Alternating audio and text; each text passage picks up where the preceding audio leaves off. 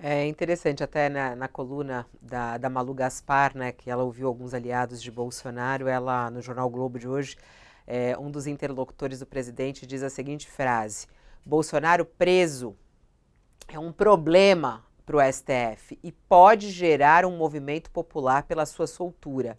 Eles estão apostando um pouco nisso, né, Josias? Eles vão nessa linha de perseguição política, perseguição política. Olha só como o Bolsonaro enche as ruas, olha só como o Bolsonaro tem o apoio. E aí pressiona, pressiona, pressiona o STF. A gente já mesmo já falou aqui de alguma pressão sofrida pelo STF alguns passos atrás de Alexandre de Moraes. Como é que você vê aí esse jogo, hein, Josias? Do bolsonarismo como um todo, querer utilizar o seu poder de mobilização para pressionar o STF ao receber esses indiciamentos. Isso é uma tática antiga, Fabiola. Na prática, o Bolsonaro está mimetizando o Lula. Também se dizia lá atrás, quando havia a possibilidade de o Lula ser preso, que a prisão do Lula levaria a uma grande convulsão no país, que isso não era sensato. E o Lula foi preso, houve uma revolta naqueles seus devotos, houve um acampamento, o PT organizou um acampamento e durante toda a prisão do Lula houve uma mobilização para soltar o Lula, mas nem por isso o brasileiro deixou de assistir a sua novela no início da noite, pagar os seus carnês e balançar no ônibus de manhã para ir ao trabalho. O país continuou do mesmo modo. Acontecerá a mesma coisa em relação ao Bolsonaro. Haverá os insatisfeitos, haverá uma grita nos devotos mais ferrenhos. O fato a ser considerado, Fabiola, é que hoje o Bolsonaro é um personagem virado do avesso. Então, supor que a maior parte do país ignorará esse fato para sair às ruas pedindo a libertação do Bolsonaro, aí seria muita falta de apreço pelos fatos.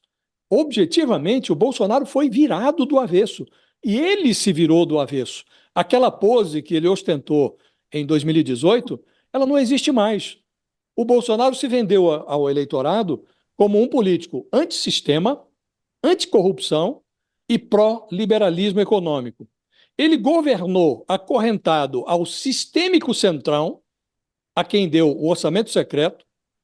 Ele manteve a sua condição de chefe de uma organização familiar com a imagem bem rachadinha, uma organização familiar patrimonialista, trocou o liberalismo do seu então ministro da Economia, Paulo Guedes, pelo mais escrachado populismo eleitoral da história do país, e hoje ele frequenta a conjuntura como um corrupto, golpista, esperando na fila por uma pena de prisão que as provas reunidas contra ele tornaram incontornável. Essa pena de prisão, ela é incontornável hoje, ela virá.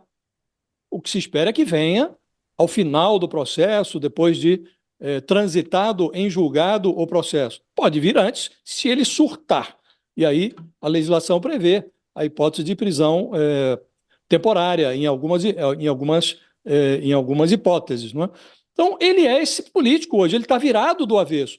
Você supor que haverá uma grande comoção social, porque um político assim, que não se dá o respeito, está prestes ou está a caminho da cadeia, aí é subestimar muito a capacidade de amor próprio do brasileiro. Né?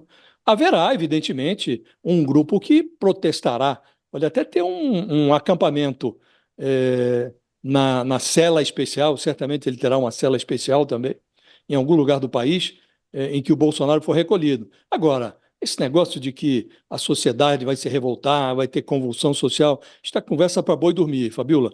Isso já se verificou lá atrás, e os dois grandes líderes populares do Brasil são o Lula e o Bolsonaro. Aconteceu algo análogo ao que está acontecendo agora com o Bolsonaro. O Lula também desceu pelos 9 círculos do inferno, e nem por isso houve essa comoção que agora se alega haverá em relação ao Bolsonaro. Não haverá.